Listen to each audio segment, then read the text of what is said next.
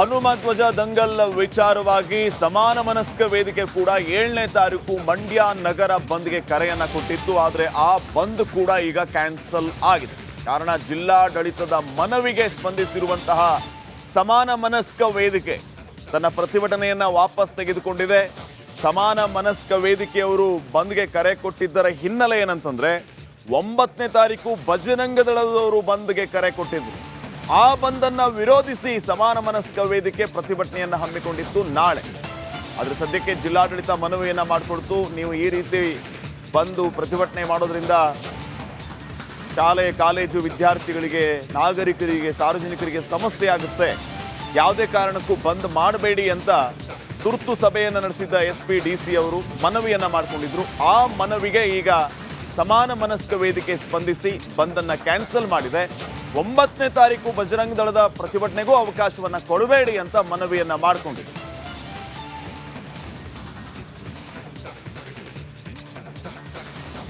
February 9ನೇ ತಾರೀಕು ಮಂಡ್ಯ ನಗರವನ್ನ ಬಜರಂಗ ದಳ ಬಂದ್ ಮಾಡಿದರೆ ಅದನ್ನ ವಿರೋಧಿಸಿ ಮತ್ತೆ ಬಂದ್ಗೆ ಕರೆ ಕೊಡುವ ಎಚ್ಚರಿಕೆಯನ್ನ ಸಮಾನ ಮನಸ್ಕ ವೇದಿಕೆ ನೀಡಿರುವಂಥದ್ದು. ಸದ್ಯಕ್ಕೆ ಜಿಲ್ಲಾಡಳಿತ ಮಾಡಿಕೊಂಡಿರುವಂತಹ ಮನವಿಗೆ ಸ್ಪಂದಿಸಿರುವಂತಹ ಈ ವೇದಿಕೆಯವರು ನೀವು 9ನೇ ತಾರೀಕು ಬಜರಂಗ ದಳದವರು ನಡೆಸುವಂತಹ ಪ್ರತಿಭಟನೆಗೂ ಅವಕಾಶವನ್ನ ಕೊಡಬಾರ್ದು. ಅವರು ಪ್ರತಿಭಟನೆಯನ್ನ ಮಾಡ್ತೀವಿ ಅಂತಂದ್ರೆ ನಾವು ಕೂಡ ಪ್ರತಿಭಟನೆಯನ್ನ ಮಾಡ್ತೀವಿ ಅನ್ನುವಂತಹ ಎಚ್ಚರಿಕೆಯನ್ನ ಕೊಟ್ಟಿದ್ದಾರೆ. ಸದ್ಯಕ್ಕಂತೂ ಈ ತುರ್ತು ಸಭೆಯನ್ನು ನಡೆಸಿರುವಂತಹ DC, SP, ಇನ್ನುಳಿದ ಅಧಿಕಾರಿಗಳು ಇವರ ಮನವೊಲಿಸುವಲ್ಲಿ ಯಶಸ್ವಿಯಾಗಿದ್ದಾರೆ. ಈ ಬಗ್ಗೆ ಇನ್ನಷ್ಟು ಮಾಹಿತಿಯನ್ನು ನೀಡ್ತಾರೆ ಪ್ರತಿನಿಧಿ ಆನಂದ್. ಈಗ ನೇರ ಸಂಪರ್ಕದಲ್ಲಿ ಜಾಯಿನ್ ಆಗ್ತಾ ಇದ್ದಾರೆ. ಆನಂದ್, ಜಿಲ್ಲಾಡಳಿತ ಒಂದ್ ಕಡೆ ಸಮಾನ ಮನಸ್ಕ ವೇದಿಕೆಯವರಿಗೆ ಮಾಡಿಕೊಂಡಂತಹ ಮನವಿ ಫಲ ಕೊಟ್ಟಿದೆ. ಬಜರಂಗ ದಳದವರು ಇಲ್ಲಿ ಪ್ರತಿಭಟನೆಯನ್ನ ವಾಪಸ್ ತಗೋಬಹುದಾ ಅನ್ನುವಂತಹ ಪ್ರಶ್ನೆ ಇದೆ. ಜಿಲ್ಲಾಡಳಿತ ಅವರ ಮನವೊಲಿಸಬಹುದಾ? ಶ್ರೀಪಾದ್, ಕೆರಗೋಡು ಗ್ರಾಮದಲ್ಲಿ ಹನುಮ ಧ್ವಜವನ್ನ ತೆರವು ಮಾಡಿದ್ದನ್ನ ಖಂಡಿಸಿ ಬಜರಂಗ ದಳ ಫೆಬ್ರವರಿ 9ನೇ ತಾರೀಕಿಗೆ ಮಂಡ್ಯ ಬಂದ್ಗೆ ಕರೆ ನೀಡಿದೆ. ಆ ಬಂದ್ಗೆ ಕರೆ ನೀಡಿರುವ ಹಿನ್ನೆಲೆಯಲ್ಲಿ ಅಂದ್ರೆ ಆ ಬಂದನ್ನ ವಿರೋಧಿಸಿ ಸಮಾನ ಮನಸ್ಕರ ವೇದಿಕೆಯ ಒಂದಷ್ಟು ಪದಾಧಿಕಾರಿಗಳು ಹಾಗೂ ಏನು ಅಲ್ಲಿನ ಸದಸ್ಯರು ಫೆಬ್ರವರಿ 7ನೇ ತಾರೀಕು ಒಂದು ಬಂದನ್ನ ಕರೆ ಕೊಟ್ಟಿದ್ರು. ಅಂದ್ರೆ ಮಂಡ್ಯ ನಗರ ಬಂದನ್ನ ಕರೆ ಕೊಟ್ಟಿದ್ರು.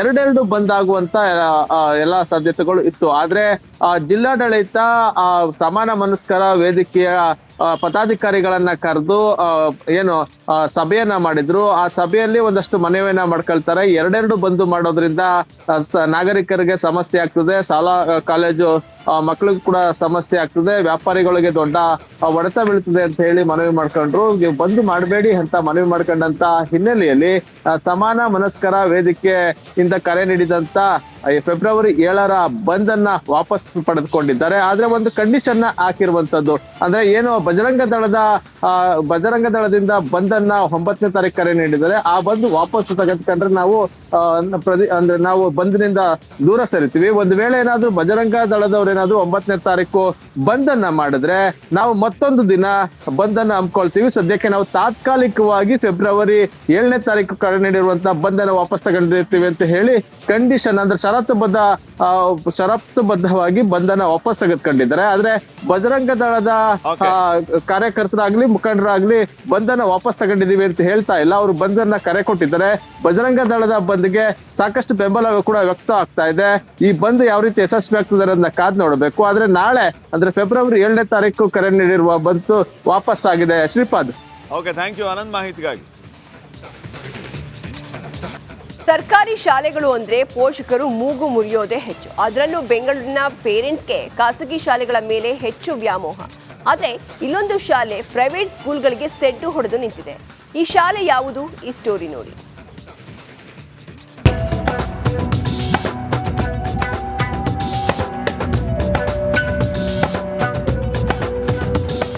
ಪಿಂಕ್ ಸೀರೆಯುಟ್ಟು ನಳನಳಿಸ್ತಿರೋ ಶಿಕ್ಷಕಿಯರು ಶಾಲೆಯ ಆವರಣದಲ್ಲೇ ಮಕ್ಕಳಿಗೆ ಕರಾಟೆ ಪ್ರಾಕ್ಟೀಸ್. ವಿದ್ಯಾರ್ಥಿಗಳನ್ನ ಮಕ್ಕಳಂತೆ ಕಾಣ್ತಿರೋ ಶಾಲೆ ಆಡಳಿತ ಮಂಡಳಿ. ಕ್ಲಾಸ್ ರೂಮ್ಗಳಂತೂ ಒಂದಕ್ಕಿಂತ ಒಂದು ಭಿನ್ನ. ಆಟದೊಂದಿಗೆ ಮಕ್ಕಳ ಪಾಠ.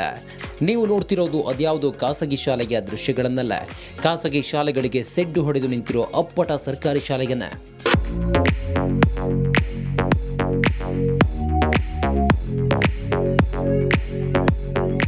ಡೆಸ್ಕ್, ಚೇರ್ ಸೇರಿದಂತೆ ಮಕ್ಕಳ ಕಲಿಕೆಗೆ ಕಂಪ್ಯೂಟರ್ ವ್ಯವಸ್ಥೆ. ಹೈಟೆಕ್ ಶಾಲೆಯಲ್ಲಿ ಟ್ಯಾಬ್ ಹಿಡಿದು ಪಾಠ ಕೇಳ್ತಿರೋ ಬಡ ಮಕ್ಕಳು.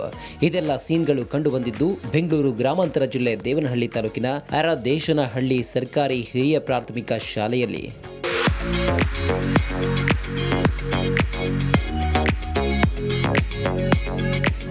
ಕೆಂಪೇಗೌಡ ಏರ್ಪೋರ್ಟ್ ಆಡಳಿತ ಮಂಡಳಿ ಸಾಂಸ್ಥಿಕ ಸಾಮಾಜಿಕ ಜವಾಬ್ದಾರಿಯಡಿ ಕೆಲ ಶಾಲೆಗಳನ್ನ ದತ್ತು ಪಡೆದು ಉನ್ನತೀಕರಿಸಿದ್ದು ಅರದೇಶನಹಳ್ಳಿ ಸರ್ಕಾರಿ ಶಾಲೆಗೆ ಹೈಟೆಕ್ ಸ್ಪರ್ಶ ನೀಡಿದೆ. ಶಾಲೆಯನ್ನು ಉದ್ಘಾಟಿಸಿ ಮಕ್ಕಳ ಕಲಿಕೆಗೆ ಹಸ್ತಾಂತರ ಮಾಡಲಾಗಿದ್ದು ಏರ್ಪೋರ್ಟ್ ಆಡಳಿತ ಮಂಡಳಿಯಿಂದಲೇ ಶಿಕ್ಷಕರನ್ನ ನೇಮಿಸಿ ಬಡ ಮಕ್ಕಳ ಉಚಿತ ಶಿಕ್ಷಣಕ್ಕೆ ಅನುಕೂಲ ಮಾಡಿಕೊಟ್ಟಿದೆ. ಅಂತಾರಾಷ್ಟ್ರೀಯ ವಿಮಾನ ನಿಲ್ದಾಣ ನಿಯಮಿತ ಸಂಸ್ಥೆ ತನ್ನ ಸಾಂಸ್ಥಿಕ ಸಾಮಾಜಿಕ ಜವಾಬ್ದಾರಿ ಅಡಿಯಲ್ಲಿ 2018ರಲ್ಲಿ ಅರದೇಶನಹಳ್ಳಿ ಸರ್ಕಾರಿ ಹಿರಿಯ ಪ್ರಾಥಮಿಕ ಪಾಠಶಾಲೆಯನ್ನು ಶಾಲಾ ದತ್ತು ಯೋಜನೆಯಡಿಯಲ್ಲಿ ದತ್ತು ತೆಗೆದುಕೊಂಡಿದೆ. ನಾವಿಲ್ಲಿ ಬಂದಾಗ ಕೇವಲ 4 ಕೊಠಡಿಗಳ ದುರಸ್ತಿಯಲ್ಲಿದ್ದಂಥ ಶಾಲೆ ಆಗಿತ್ತು. ಇವತ್ತು ನಾವೇನು ಭೌತಿಕವಾಗಿ ಇಲ್ಲಿ ಬೆಳವಣಿಗೆಗಳನ್ನು ಮಾಡಿದ್ದೀವಿ ಅದನ್ನು ನೀವು ಕಣ್ಣಾರೆ ನೋಡ್ಬೋದು. ಕಟ್ಟಡ ಕಟ್ಟೋದಷ್ಟೇ ಅಲ್ಲ, ಕಟ್ಟಡಕ್ಕೆ ಜೀವಂತಿಕೆಯನ್ನು ತರಬೇಕು ಅನ್ನೋ ಕಾರಣಕ್ಕೋಸ್ಕರ ಹಲವಾರು ಕಾರ್ಯಕ್ರಮಗಳನ್ನು ನಾವಿಲ್ಲಿ ಅನುಷ್ಠಾನ ಮಾಡ್ತಾ ಇದ್ದೀವಿ.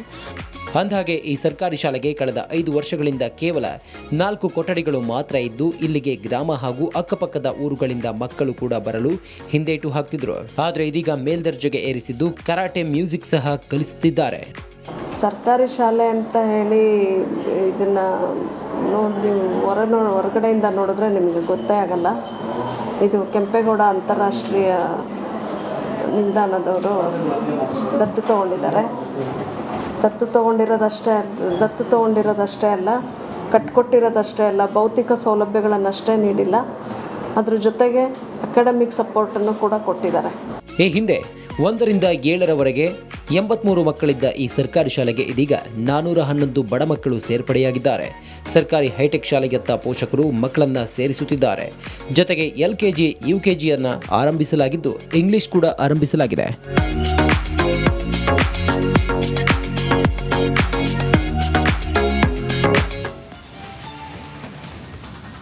ರೈತರು ಪ್ರಕೃತಿಯನ್ನೇ ನಂಬಿ ದಿನ ಕಳೆಯುವ ಮಂದಿ. ಈ ಬಾರಿ ಮಟ್ಟುಗುಳ್ಳ ಬೆಳೆಯುವ ರೈತರು ಪ್ರಕೃತಿಯ ಮುನಿಸಿಗೆ ಗುರಿಯಾಗಿದ್ದಾರೆ.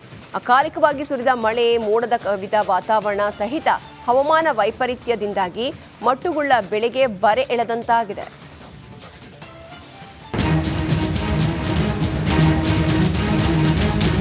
ಉಡುಪಿಯ ಕಾಪು, ಕಟಪಾಡಿ, ಕೈಪುಂಜಾಲು ಭಾಗದಲ್ಲಿ ನೂರಾರು ರೈತರು ಮಟ್ಟುಗುಳ್ಳು ಕೃಷಿಯನ್ನೇ ನೆಚ್ಚಿಕೊಂಡಿದ್ದಾರೆ. ಇಂತಹ ರೈತರಿಗೆ ಈ ಬಾರಿ ಆಘಾತ ಎದುರಾಗಿದೆ. ಮಟ್ಟುಗುಳ್ಳಕ್ಕೆ ಉಪ್ಪು ನೀರಿನ ಸಮಸ್ಯೆ ಕಾಡ್ತಾ ಇದೆ. ಹೀಗಾಗಿ ಗದ್ದೆಯಲ್ಲಿ ಮಟ್ಟುಗುಳ್ಳ ಗಿಡದ ಬೇರು ಕೊಳೆಯುವಂತಾಗಿದೆ. ಉರಿ ಬಿಸಿ ತಾಪಕ್ಕೆ ಬಿಟ್ಟಿರುವ ಹೂ ಉದುರಿ ಹೋಗಿದ್ದು ಇಳುವರಿ ಇಳಿಕೆ ಆಗಿದೆ. ಬೆಳೆಯುತ್ತಿರುವ ಮಿಡಿ ಮಟ್ಟುಗುಳ್ಳ ಬೆಳವಣಿಗೆ ಇಲ್ಲದೆ ಇಳುವರಿ ಕುಂಠಿತವಾಗಿ ಬೆಳೆಗಾರರು ಸಂಕಷ್ಟ ಎದುರಿಸುತ್ತಿದ್ದಾರೆ.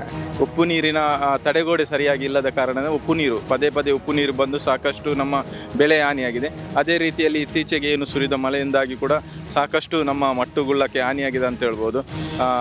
ಒಂದು ಕಡೆ ಬಿಸಿಲು ಬರ್ತದೆ, ಮತ್ತೊಂದು ಮೋಡದ ವಾತಾವರಣ, ಇದು ನಮ್ಮ ಮಟ್ಟುಗುಳ್ಳಕ್ಕೆ ಸಾಕಷ್ಟು ಹಾನಿಯಾಗ್ತದೆ ಅಂತ ಹೇಳ್ಬೋದು. ಮತ್ತು ಸರ್ಕಾರ ಏನು ಮಟ್ಟುಗುಳ್ಳ ಬೆಳೆಗಾರರಿಗೆ ಕಳೆದ ಬಾರಿ ಕೂಡ ಒಂದು ಏನು ಪರಿಹಾರ ಕೊಡಬೇಕಿತ್ತು, ಅದು ಕೂಡ ಸಾಕಷ್ಟು ಪ್ರಮಾಣದಲ್ಲಿ ಕೃಷಿಕರಿಗೆ ಸಿಕ್ಕಿಲ್ಲ. ಈಗ ಮುಂದಿನ ದಿನಗಳಾದರೂ ಈ ಒಂದು ಏನು ಮಟ್ಟುಗುಳ್ಳಕ್ಕೆ ಏನು ಹಾನಿಯಾಗಿದೆ ಅದಕ್ಕೆ ಪರಿಹಾರ ಕೊಡಬೇಕು. ಬಲಿತ ಮುಟ್ಟುಗೊಳ್ಳದ ಸಸಿಯು ಫಸಲಿನ ಸಹಿತ ನೆಲಕಚ್ಚುತ್ತಿದೆ. ಲಕ್ಷಾಂತರ ಬಂಡವಾಳ ಹಾಕಿ ಬೆಳೆಸಿದ ಬೆಳೆಯು ಕೈ ಸೇರುವ ಸಮಯದಲ್ಲಿ ರೈತರಿಗೆ ಆತಂಕ ಸೃಷ್ಟಿಯಾಗಿದೆ. ಈವರೆಗೆ ಬಳಸಿದ ಗೊಬ್ಬರ, ಸಿದ್ಧಪಡಿಸಿದ ಗದ್ದೆ ಮಲ್ಟಿ ಶೀಟ್ ಸಹಿತ ಬೆಳೆಯು ನೆಲಕಚ್ಚಿದೆ. ಹೀಗಾಗಿ ಮಟ್ಟುಗೊಳ್ಳ ಬೆಳೆಗಾರರು ತೋಟಗಾರಿಕೆ ಇಲಾಖೆ ಮತ್ತು ಸರ್ಕಾರದಿಂದ ಸೂಕ್ತ ಪರಿಹಾರ ನೀಡುವಂತೆ ಆಗ್ರಹಿಸಿದ್ದಾರೆ. ಒಟ್ನಲ್ಲಿ GI ಮಾನ್ಯತೆಯೊಂದಿಗೆ ಪೇಟೆಂಟ್ ಪಡೆದು ಲಾಂಛನದೊಂದಿಗೆ ಮುಂಬೈ, ಬೆಂಗಳೂರು ಸೇರಿದಂತೆ ದೇಶ ವಿದೇಶಗಳಲ್ಲಿ ಮಾರಾಟ ಮಾಡಲಾಗುತ್ತೆ. ಆದರೆ ಕಳೆದ ಬಾರಿಯಂತೆ ಈ ಸಲವೂ ನಷ್ಟ ಅನುಭವಿಸಿರುವ ಮುಟ್ಟುಗೊಳ್ಳ ಬೆಳೆಗಾರರಿಗೆ ಸರ್ಕಾರ ಬೆಳೆ ಪರಿಹಾರ ಘೋಷಣೆ ಮಾಡಿ ರೈತರ ಬೆಂಬಲಕ್ಕೆ ನಿಲ್ಲಬೇಕಿದೆ. ಅಂಕಿತ್ ಜೊತೆಗೆ ಹರೀಶ್ ಪಾಲೆಚಾರ್, ರಿಪಬ್ಲಿಕ್ ಕನ್ನಡ, ಉಡುಪಿ.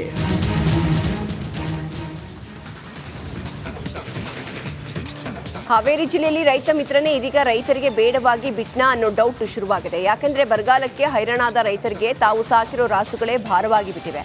ಅವುಗಳನ್ನ ಮಾರೋಕೆ ಹೋದ ಅನ್ನದಾತರಿಗೆ ಆಘಾತ ಎದುರಾಗಿದೆ.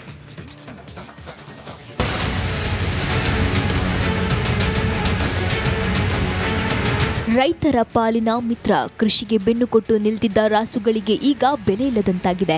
ಹಾವೇರಿ ಜಿಲ್ಲೆಯಲ್ಲಿ ರಾಸುಗಳ ಮಾರಾಟಕ್ಕೆ ನಿಂತ ರೈತರು ಕಂಗಾಲಾಗಿದ್ದಾರೆ. ಹಾವೇರಿ ನಗರದ ಎಪಿಎಂಸಿ ಮಾರುಕಟ್ಟೆಯಲ್ಲಿ ರಾಸುಗಳು ಮಾರಾಟವಾಗದೆ ನಿಂತಿವೆ. ರೈತನ ಕಷ್ಟ ಸುಖಕ್ಕೆ ಆದ ರೈತ ಮಿತ್ರ ಎತ್ತುಗಳು ಇದೀಗ ಉಪಯೋಗಕ್ಕೆ ಬಾರದಂತಾಗಿದೆ. ಮಳೆ ಬೆಳೆ ಇಲ್ಲದೆ ರಾಸುಗಳಿಗೆ ಒಪ್ಪತ್ತಿನ ಮೇವು ಸಿಗ್ತಿಲ್ಲ. ಈ ಮಧ್ಯೆ ವರ್ಷಾಂತ್ಯದಲ್ಲಿ 1,00,000 2 ಲಕ್ಷದವರೆಗೆ ಮಾರಾಟವಾಗ್ತಿದ್ದ ರಾಸುಗಳನ್ನ ಇಂದು ಕೇಳೋರು ಇಲ್ಲದಂತಾಗಿದೆ. ಸಾಗಾದನ ಕಮ್ಮಿ ಇಲ್ರಿ, ಸಾಗಾದನ ಸಾಕ್ತಾರಿ, ರೈತರು ಎತ್ತು ತಗೊಂಡೋಗಿ ಉಳಿಯೋ ಮಾಡ್ಯಾರಲ್ಲ. ಬೆಲೆ ಏನ್ರಿ ಈಗ ನಾ ಹೇಳಿರಿ, ಈಗ 1 ಲಕ್ಷ ಅವ್ರಿ, ಅವ್ರು 70 ಕೇಳ್ತಾರ, ನಾವು 1.30 ಹೇಳ್ತೇವೆ. ಅವ್ನು ತಗೋಣಕ್ಕೆ ರೈತರು ಬರಂಗಿಲ್ಲ. ನಾವು ತರೋದಂಗ ಸುಮ್ಮನೆ ಕಡಿಯಂಗೆ ಹೋಗೋದು ಭಾಳ ಆಗೈತಿ. ಮೇವಿಲ್ಲ ಅವಕ್ಕೆ. ಇಲ್ಲಿ ಸಮಸ್ಯೆ ಯಾರು ಯಾರು ಕೇಳೋದ್ರ ಹೇಳೋದಿಲ್ಲ. ಉತ್ತರ ಕರ್ನಾಟಕದ ಪ್ರಮುಖ ಜಾನುವಾರು ಮಾರುಕಟ್ಟೆಗಳಲ್ಲಿ ಹಾವೇರಿ ಜಾನುವಾರು ಮಾರುಕಟ್ಟೆ ಸಹ ಒಂದಾಗಿದೆ. ಇಲ್ಲಿ ರಾಜ್ಯ ಸೇರಿದಂತೆ ಆಂಧ್ರ ಪ್ರದೇಶ, ತೆಲಂಗಾಣ ಮತ್ತು ತಮಿಳುನಾಡಿನಿಂದ ಎತ್ತುಗಳನ್ನು ತಂದು ಮಾರಾಟ ಮಾಡಲಾಗುತ್ತೆ. ಆದರೆ ಪ್ರಸ್ತುತ ವರ್ಷ ಹಾವೇರಿ ಜಾನುವಾರು ಮಾರುಕಟ್ಟೆ ದನಗಳ ಕೊರತೆ ಎದುರಿಸ್ತಿದೆ. ಟ್ರ್ಯಾಕ್ಟರ್ ಅವು ಬಂದು ಎತ್ತುಗಳು ಓಡೋರು ಕಮ್ಮಿ ರೀ. ಈಗ ಎತ್ತು ಖರೀದಿ ಮಾಡೋರು ಕಮ್ಮಿ. ನಾವು ತಮ್ಮಂದವಿ ವ್ಯಾಪಾರ ಮಾಡ್ಕೊಂತ ಬಂದವಿ. ವ್ಯಾಪಾರ ಮಾಡ್ಬೇಕು. 120 ಕೊಟ್ಟವಿ, 30 ಕೊಟ್ಟವಿ, 150 ಕೊಟ್ಟವಿ, ಹಿಂಗೆ ತಂದೇವಿ. ಈಗ ನಾವು ಹೇಳತ್ಲಿ ಇಲ್ಲಿ 60, 70, 80 ಕೇಳ್ತಾರೆ ರೈತರು. ಪಾಪ ಅವ್ರ ಕೈಯಾಗ ಬಂಡವಾಳ ಇಲ್ಲ. ರೈತರಿಗೆ ಬೆಳೆದಾಗ ನಮ್ಮ ದಂಧೆನು. ಈಗ ನಾವು ಕೋಲಾರ ಕಡೆ ಹೋಗ್ಕೋರಿ, ಚಿಂತಾಮಣಿ ಕಡೆ ಹೋಗ್ತೀವಿ, ಗೌರಿಬಿದನೂರು ಸುತ್ತ ಹೋಗ್ತೀವಿ, ಬಂಗಾರಪೇಟೆ ಹೋಗ್ತೀವಿ, ಮೈಸೂರು ಕಡೆ ಹೋಗಿ ತರ್ತೇವಿ. ತರೋ ಮುಂದೆ ಒಂದು ಸಮಸ್ಯೆ ಐತಿ ಸರ್. ಈ ಬಜರಂಗ ದಳ ಅದು ಇದು ಅಂತೇಳಿ ನಾವು ಸಾಕೋದನ ಏನು ನಾವು ರೈತರಿಗೆ ಕೊಡೋವು, ಇವು ಏನು ಕಟ್ಗರಿಗೆ ಕೊಡೋವಲ್ಲ, ನಾವು ಊಡರಿಗೆ ಕೊಡೋವು. ಅವಕ್ಕೂ ಸದ್ಗಿ ತಸ್ತಿ ಮಾಡ್ತಾರೆ. ನಮಗೆ ಎಲ್ಲಾರ ಹಿಡಿದ್ರೆ ಭಾಳ ಹಿಂಸೆ ಕೊಡ್ತಾರೆ. ಒಟ್ನಲ್ಲಿ 3 ವರ್ಷ ಅಧಿಕವಾಗಿ ಬಂದ ಮಳೆ ರೈತರನ್ನ ಹೈರಾಣಾಗಿಸಿದೆ. ಇನ್ನು ಈ ವರ್ಷ ಸರಿಯಾದ ಸಮಯಕ್ಕೆ ಮಳೆಯಾಗದೆ ರೈತರು ಸಂಕಷ್ಟಕ್ಕೆ ಸಿಲುಕಿದ್ದಾರೆ. Maruti BM republic Kannada, Haveri.